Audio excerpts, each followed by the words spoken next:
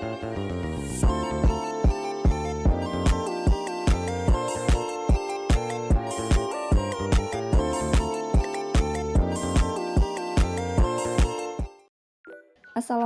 warahmatullahi wabarakatuh.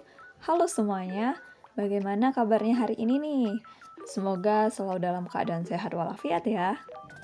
Pada video ini kita akan sama-sama membahas dan mempelajari tentang 8 keterampilan mengajar seorang guru.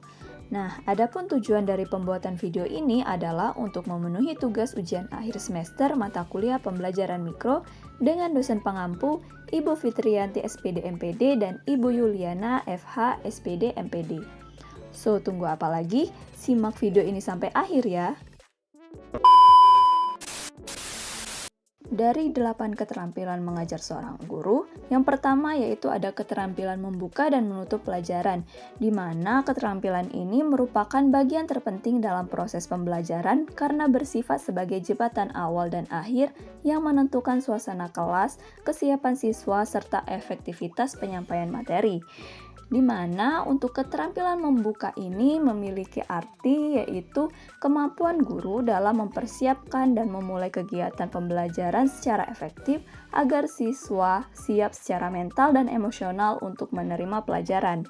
Keterampilan membuka ini memiliki tujuan yang pertama yaitu menarik perhatian siswa, di mana guru menggunakan cara yang menarik seperti memberikan pertanyaan pemantik, gambar, cerita pendek, video singkat, atau fenomena aktual.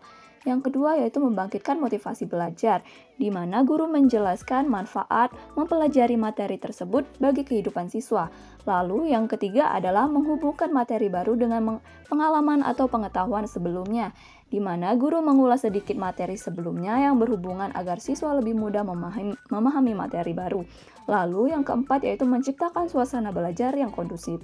Lalu, apa itu keterampilan menutup? Keterampilan menutup adalah kemampuan guru dalam mengakhiri kegiatan pembelajaran dengan cara yang membantu siswa memahami inti pelajaran dan memberikan gambaran untuk langkah selanjutnya. Nah, di mana keterampilan menutup ini juga memiliki tujuan yang pertama yaitu menegaskan kembali pokok-pokok materi yang telah dibahas, di mana guru atau siswa menyimpulkan materi secara singkat dan jelas. Yang kedua yaitu memberikan kesempatan kepada siswa untuk melakukan refleksi atau evaluasi, yaitu memberi kesempatan pada siswa untuk menyampaikan pemahaman atau pertanyaannya atau kesulitan dari materi yang telah dipelajari. Lalu yang ketiga yaitu menyiapkan siswa untuk pertemuan berikutnya, di mana guru memberikan tindak lanjut, menyampaikan tugas rumah atau arahan untuk belajar mandiri, atau memberi motivasi untuk pelajaran berikutnya. Lalu yang keempat yaitu menyelesaikan pembelajaran dengan kesan yang positif, di mana guru menutup dengan kalimat yang membangun seperti pujian, semangat, atau motivasi. Yang kedua yaitu keterampilan menjelaskan, di mana keterampilan ini merupakan kemampuan guru untuk menyampaikan informasi secara lisan dengan cara yang sistematis, jelas, dan mudah dipahami agar siswa memahami konsep dan fakta dalam pembelajaran. Keterampilan ini termasuk keterampilan dasar yang wajib dikuasai oleh calon guru karena berperan langsung terhadap keberhasilan komunikasi antara guru dan siswa. Lalu dalam keterampilan ini memiliki tujuan. Yang pertama yaitu membantu siswa memahami materi dengan lebih baik. Yang kedua yaitu menyederhanakan konsep-konsep sulit menjadi lebih mudah dipahami. Yang ketiga menjawab pertanyaan atau kebingungan siswa secara tepat. Yang keempat yaitu menyampaikan informasi baru dengan cara yang menarik dan logis. Selain itu, keterampilan menjelaskan ini memiliki prinsip agar penjelasan guru lebih efektif. Yang pertama yaitu jelas, di mana menggunakan bahasa yang mudah dimengerti sesuai tingkat perkembangan siswa.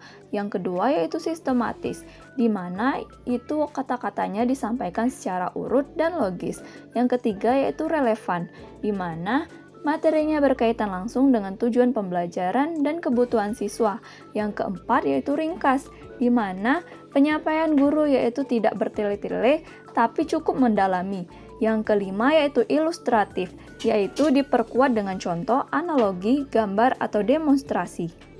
Keterampilan yang ketiga yaitu keterampilan bertanya, di mana keterampilan bertanya ini adalah kemampuan guru dalam merancang, menyampaikan, dan menanggapi pertanyaan secara tepat dalam proses pembelajaran dengan tujuan mendorong partisipasi siswa dan meningkatkan pemahaman mereka terhadap materi. Tujuan utama keterampilan bertanya ini yang pertama yaitu meningkatkan keterlibatan siswa dalam pembelajaran, yang kedua yaitu mendorong pemikiran kritis dan kreatif, dan yang ketiga yaitu memastikan pemahaman yang lebih dalam terhadap materi.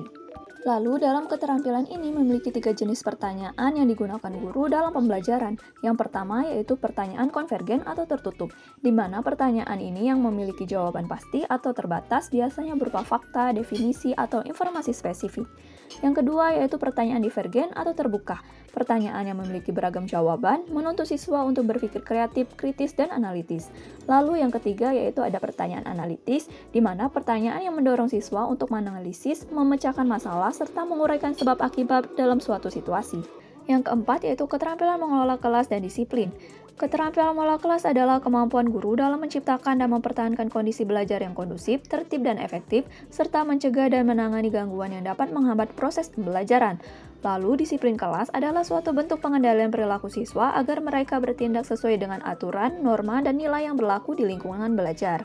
Dalam keterampilan ini memiliki tujuan, yaitu yang pertama menciptakan lingkungan belajar yang tertib dan nyaman, yang kedua yaitu menumbuhkan tanggung jawab dan kemandirian siswa, yang ketiga mencegah gangguan dalam kegiatan belajar mengajar, yang keempat menumbuhkan kebiasaan positif dalam diri siswa, dan yang kelima yaitu meningkatkan efektivitas dan efisiensi pembelajaran.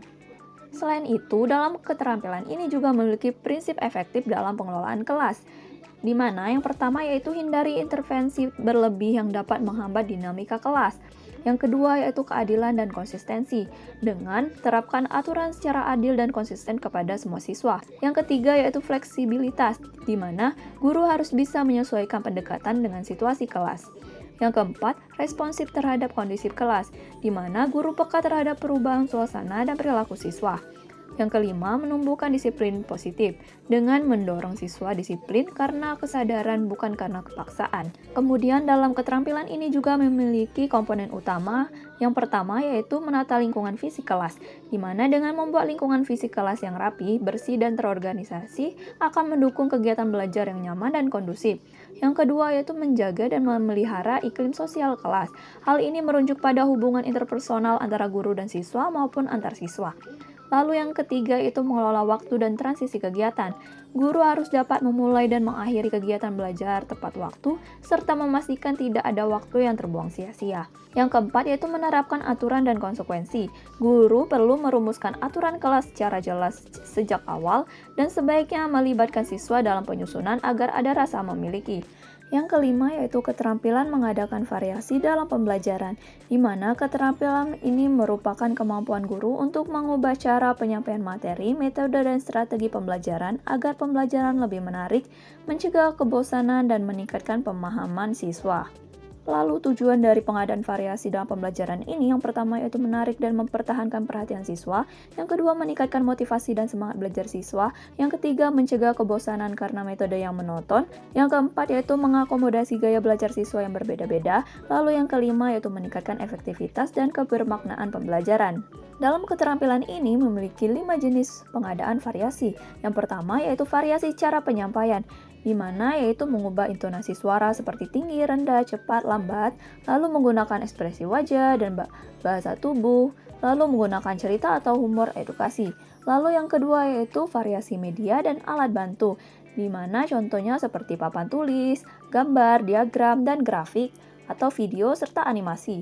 Lalu yang ketiga yaitu variasi pola interaksi, contohnya seperti guru dengan siswa akan bertanya atau menjawab atau diskusi kelas. Lalu yang keempat yaitu variasi aktivitas belajar, contohnya di mana seperti belajar dengan eksperimen, proyek, studi kasus, dan membuat poster atau menggunakan ice breaking ringan untuk menyegarkan suasana. Lalu yang kelima yaitu variasi tempat dan waktu. Kadang-kadang perubahan suasana belajar juga dibutuhkan, seperti belajar di luar kelas, di halaman, di taman sekolah, dan juga di lapangan. Yang keenam yaitu keterampilan memberikan penguatan dalam pembelajaran, di mana dalam keterampilan ini adalah tindakan yang dilakukan oleh guru untuk memperkuat perilaku positif siswa. Hal ini berfungsi sebagai penghargaan atau apresiasi mendorong siswa untuk mengulangi perilaku yang diinginkan. Lalu, tujuan utama dari keterampilan memberikan penguatan dalam pembelajaran ini yaitu untuk meningkatkan motivasi siswa dalam belajar, membangun kepercayaan diri sehingga siswa merasa dihargai, mengembangkan perilaku positif di lingkungan kelas, dan meningkatkan keterlibatan siswa dalam diskusi dan aktivitas pembelajaran. Kemudian terdapat jenis penguatan dalam pembelajaran yang dapat dilakukan melalui berbagai cara. Yang pertama yaitu secara verbal, di mana penguatan yang diberikan melalui kata-kata atau ucapan guru yang bersifat positif, apresiatif, atau mendorong. Yang kedua yaitu secara nonverbal, di mana penguatan yang diberikan melalui gerak tubuh, ekspresi wajah, atau bahasa tubuh guru yang positif. Selanjutnya yang ketujuh yaitu keterampilan mengajar kelompok kecil dan perorangan, di mana keterampilan ini merupakan kemampuan guru untuk membimbing siswa secara individual atau dalam kelompok kecil guna meningkatkan pemahaman konsep dan pengembangan keterampilan. Di mana tujuan dari keterampilan ini adalah untuk memberikan perhatian khusus kepada siswa yang mengalami kesulitan belajar, lalu meningkatkan partisipasi aktif siswa dalam proses belajar, dan mengembangkan kemampuan belajar mandiri, lalu memperkuat pemahaman konsep yang belum dikuasai dalam pembelajaran klasikal, dan mendorong kerjasama dan interaksi sosial dalam kelompok kecil. Lalu ada peran guru, di mana ada pembimbing yang memberikan arahan dan motivasi dalam belajar. Lalu peran yang kedua yaitu sebagai fasilitator yang menciptakan lingkungan yang aman dan mendukung proses berpikir kreatif dan kritis. Lalu peran yang ketiga yaitu mengevaluasi yang merupakan memantau kemajuan siswa dan memberikan umpan balik. Selain itu, dalam keterampilan ini memiliki karakteristik. Di sini terdapat perbedaan dari mengajar perorangan dan juga mengajar kelompok kecil. Pada bagian mengajar perorangan lebih fokus pada satu siswa, sedangkan pada bagian mengajar kelompok kecil lebih fokus pada interaksi kelompok. Pada bagian perorangan, membimbing interaksi, sedangkan pada kelompok kecil, membimbing dan berkolaborasi, dan juga seterusnya. Dan keterampilan yang terakhir yaitu keterampilan membimbing diskusi kelompok kecil, di mana keterampilan ini adalah proses membantu siswa dalam bertukar pikiran, berbagi ide, dan menyelesaikan masalah bersama. Tujuan utama dari kegiatan ini adalah untuk menghasilkan pemahaman bersama, di mana pembimbing harus memastikan bahwa diskusi membantu kelompok mencapai pemahaman yang lebih dalam mengenai topik yang dibahas, lalu meningkatkan keterampilan komunikasi, di mana anggota kelompok akan dilatih untuk berkomunikasi secara jelas dan efektif, kemudian mendorong partisipasi aktif. Pembimbing harus mendorong setiap anggota untuk berpartisipasi dalam diskusi, kemudian menghasilkan solusi atau keputusan. Dalam banyak kasus, diskusi ini bertujuan untuk mencari solusi atau kesepakatan mengenai suatu masalah. Nah, itulah penjelasan materi tentang 8 keterampilan mengajar seorang guru. Mungkin itu saja penjelasan dari saya. Saya akhiri, wabillahi taufiq wal hidayah. Wassalamualaikum warahmatullahi wabarakatuh. Sampai jumpa pada video selanjutnya.